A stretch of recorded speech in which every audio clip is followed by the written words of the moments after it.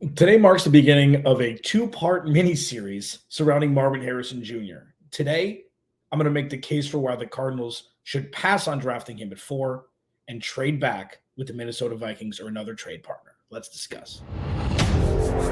You are Locked On Cardinals, your daily Arizona Cardinals podcast. Part of the Locked On Podcast Network, your team every day.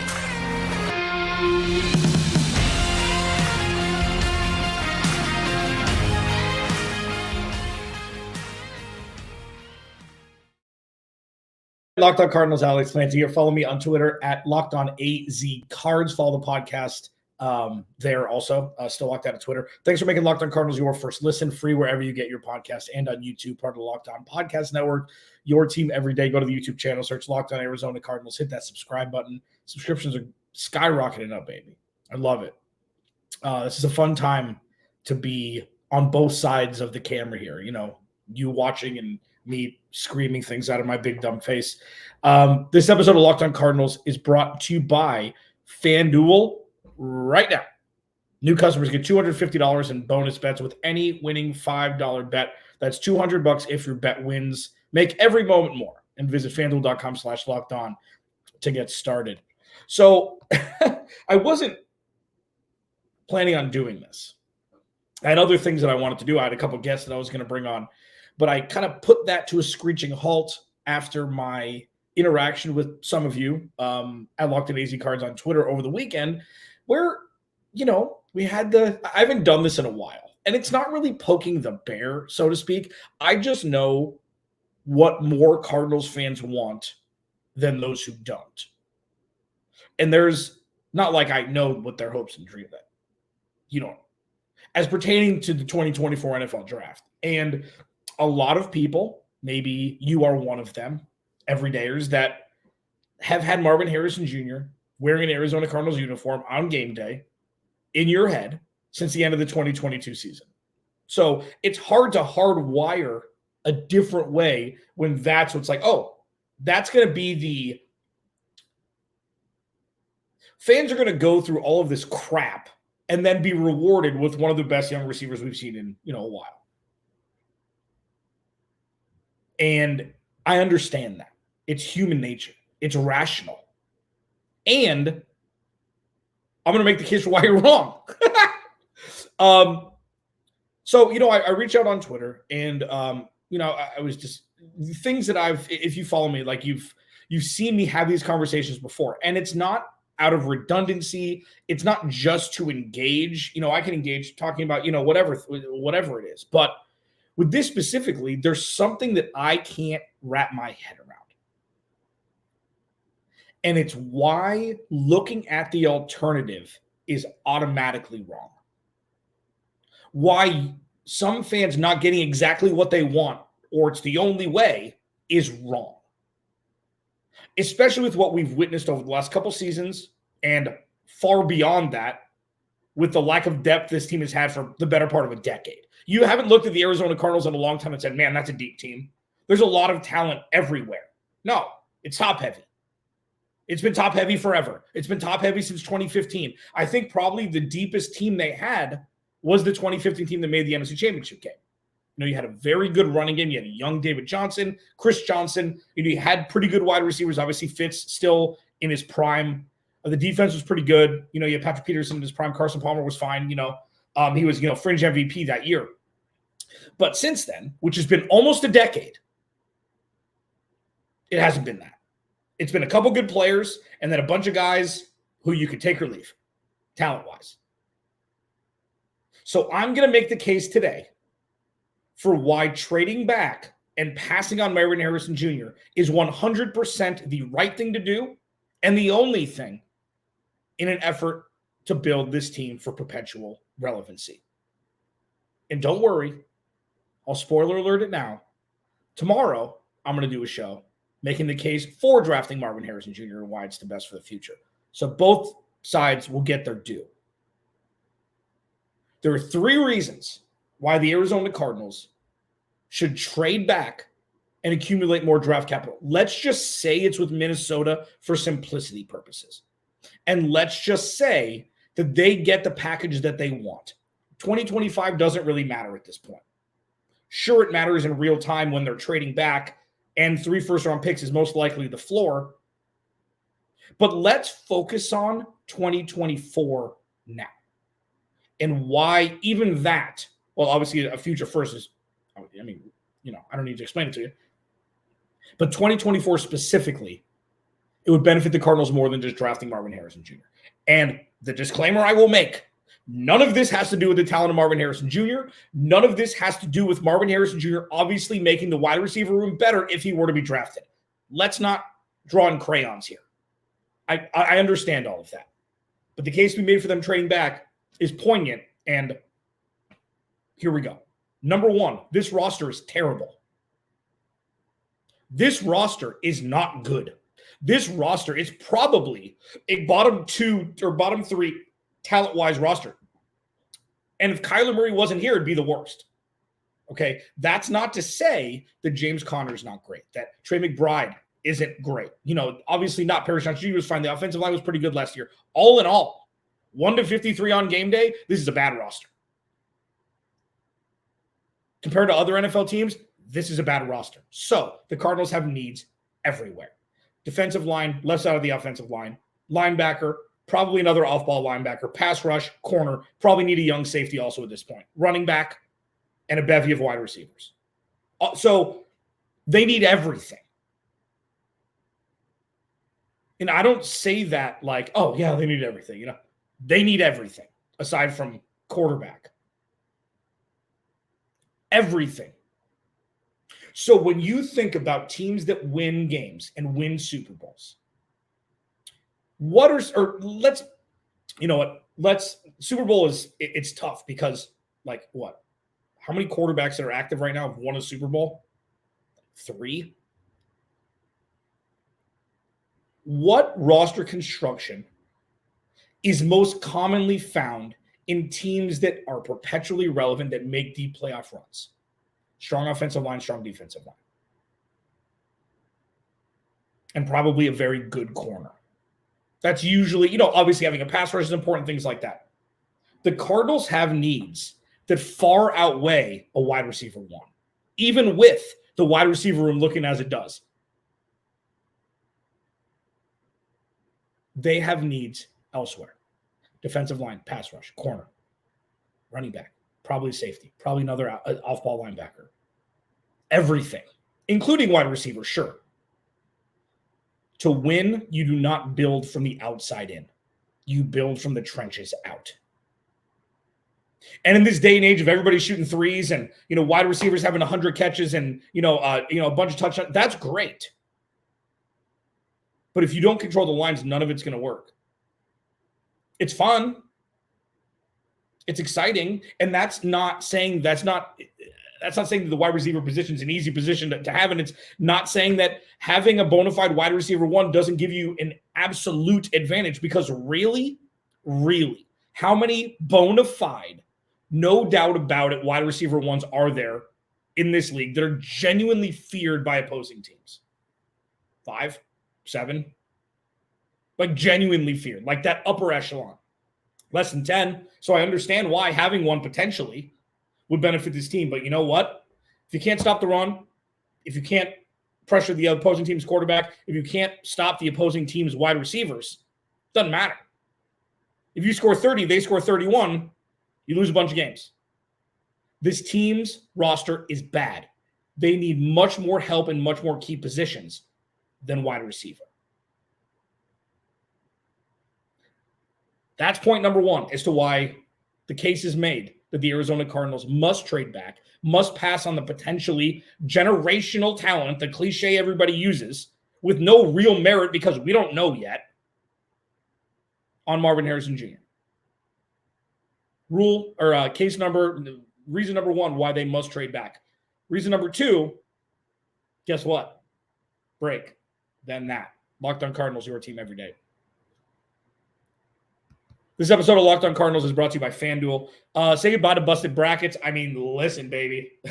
We're getting down to the gritty here. Wild weekend of games.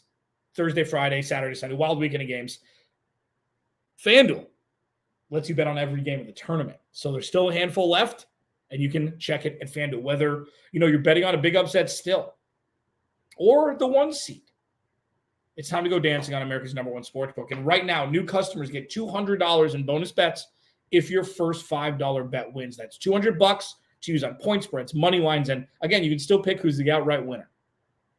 Just visit FanDuel.com/lockedon and bet on college hoops until they cut down those nets. Alex Clancy, Locked On Cardinals. Thanks for hanging out. Thanks for making Locked On Cardinals your first listen. Please go to the YouTube channel, search Locked On Arizona Cardinals, hit that subscribe button. Hope you enjoyed guest week last week. It was really fun. Everybody from Mita Kimes to Ari Meirov, Kyle Odegaard, one of my buddies here locally, Jody Ayler, former associate of mine, and then Matt Hamilton was great too from FanDuel TV, producer of Up and Adams with Kay Adams over there. Really good week. I do that because I'd like to bring in not only national media members who actually are paying attention to the Cardinals, and not that they were lazy. It's just indifference about the Cardinals is something that's been pertinent over the last handful of years. So it's nice to get that and then infused with some local talent for people who talk about the Cardinals every day. It was really fun. So check that out. The case for the Arizona Cardinals passing on Marvin Harrison Jr. at 4 and trading back, let's say with the Minnesota Vikings, just for simplicity purposes here, because the exercise here is to discuss what it would look like with a trade back and not a stick and pick, where the Cardinals would have 4 and 27. Now they'd have 11, 13, and 27, and then most likely a future first to go along with it. Number one, this roster is bad. This roster is bad. Sure, again, top heavy, something that everybody's grown accustomed to for the majority of the time that Steve Keim was GM.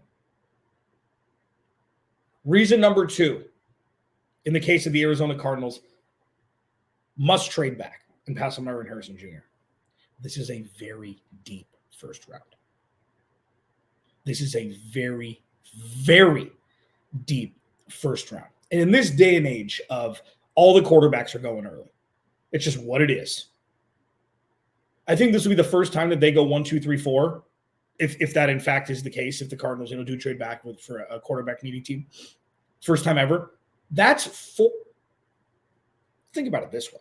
40% of the top 10, I know my math skills are impeccable. 40% of the top 10 for one position. You know what that means?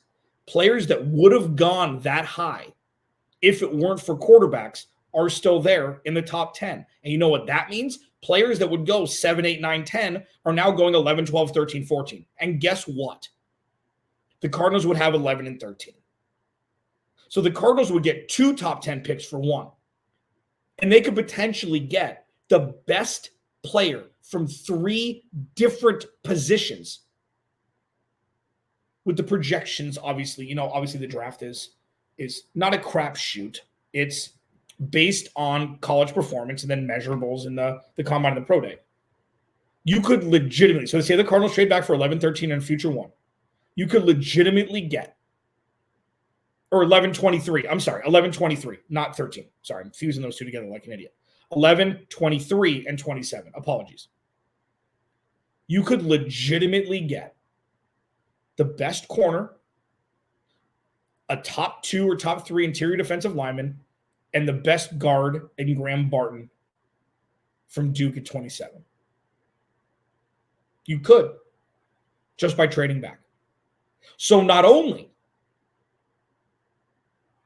would that allow the Cardinals to add plug-and-play talent immediately, but also with how drafts are constructed nowadays and what positions are valued more than others. Obviously, quarterback's always going to be number 1, but it's never been at the level that we've seen. Now it's always, 1 or 2 quarterbacks, and then teams will stay at 8 or 9 and then draft. But now it's like you got to go up and get it. It allows for the trickling down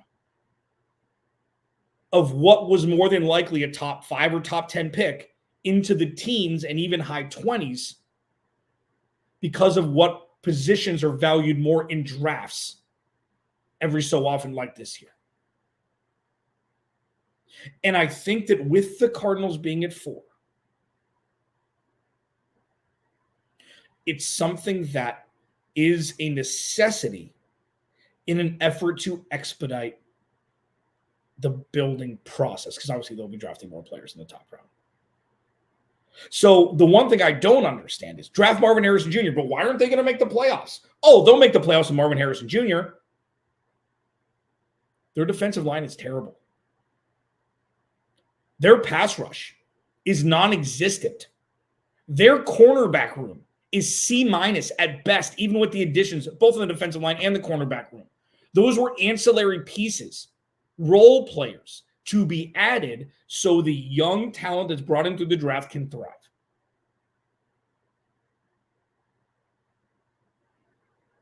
So thinking that drafting Marvin Harrison Jr. is going to get him to the playoffs this year, I don't understand why. Oh, it's formality. Get him. That's it. They need as many, what people say, bites of the apple in the first round as they can get this year. This is a 32-player deep first round. There are no weak spots. And yes, sure, they've got picks. Oh, man, they've got 10. They've got 11 picks. Cool. So we're going to compare fifth-round picks and first-round picks. We're going to compare third-round picks and first-round picks. We're going to compare seventh-round picks and first-round picks. Stop it. It's one of the biggest fallacies ever. Oh, look at all these picks they have. Cool. Sweet. Normally, the better players go higher in the draft. Oh, they found a gem. Cool. I'm going to go with the numbers here. This first round is so deep that if the Cardinals could have 4 picks between 11 and 35, Yahtzee. And on top of that, Twitter riled me up. On top of that, that doesn't mean the Cardinals have to stick at 11 and 23 and 27. All that does is give Monti Ossenfort more ammo. The most ammo in the draft if they were to trade back for that specific sector of it. I'll tell you what, if it goes this way, Caleb Williams, Drake May, Jaden Daniels, whatever, J.J. McCarthy. Marvin Harrison Jr. goes at 5. Malik Neighbors goes at 6. Joe Alt goes at 7. Tennessee's going to take Joe Alt. Cardinals can trade back up at 8 and draft Roma Dunze. So not only would they have 23 and 27, they'd have their wide receiver at 8, and they'd have to give probably a third-round pick.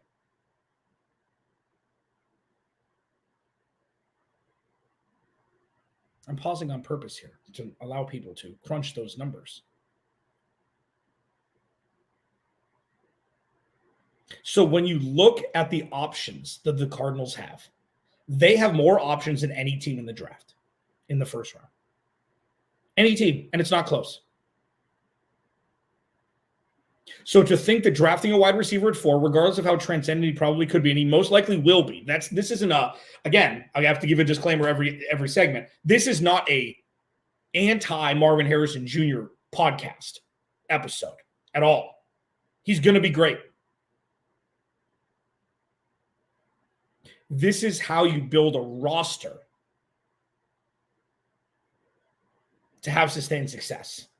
You trade back. And you know what? You can thank your buddy Stevie Kime for this one. This is the last one. He will not need to be discussed after this draft.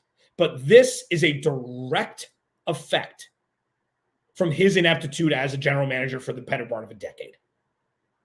He's the reason why this trade back has to happen.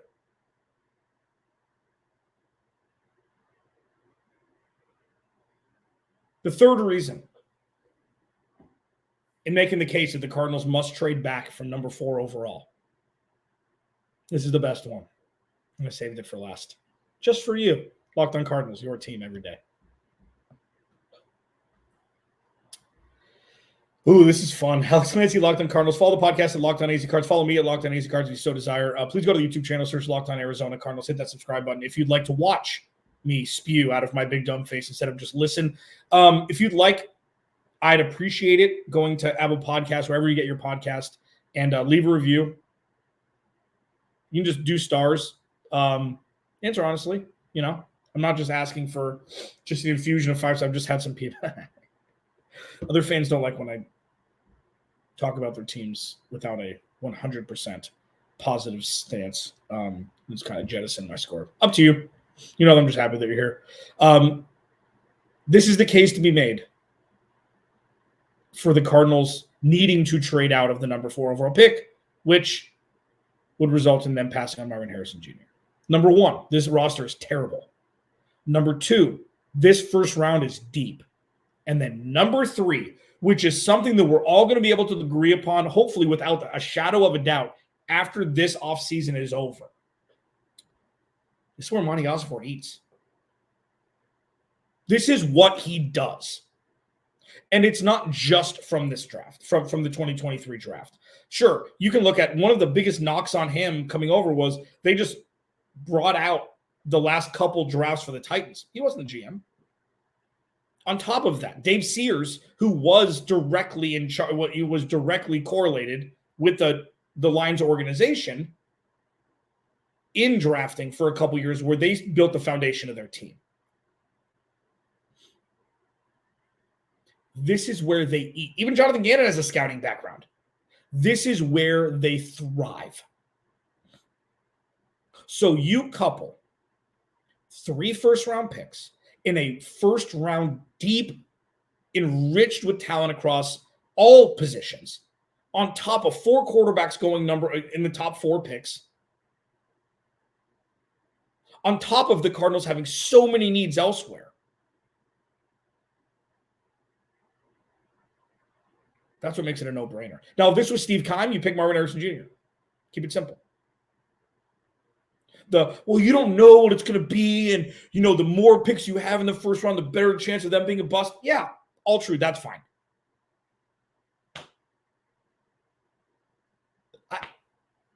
Okay. We can't do that.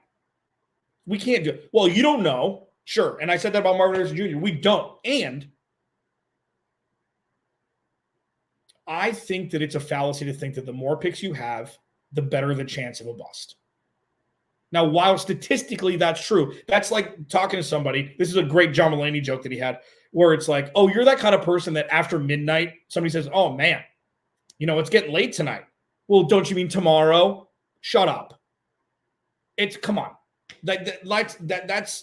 It's splitting hairs. Monti Ossenfort having 3 first-round picks to draft with instead of 2, while one may be the best wide receiver in the class, for sustained and perpetual relevancy, tough decisions need to be made. And some of them are boring. Some of them are eating your vegetables. I didn't even want to say that today. I should make a damn t-shirt that says that.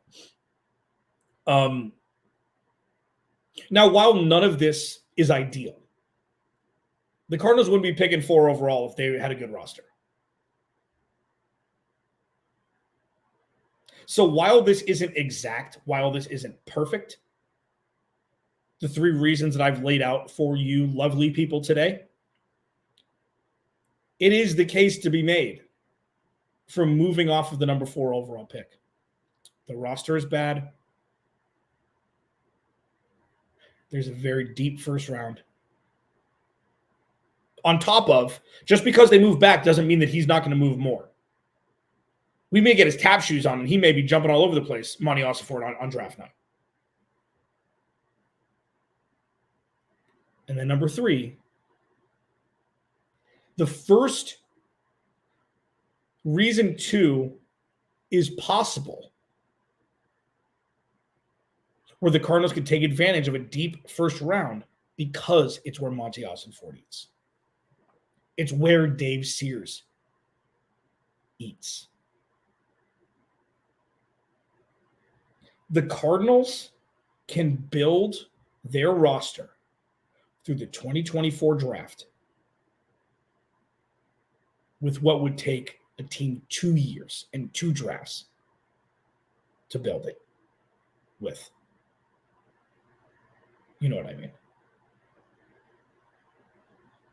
The Cardinals could have a 2-for-1 draft in 2024 and be off to the races and lock up another future first-round pick in the process.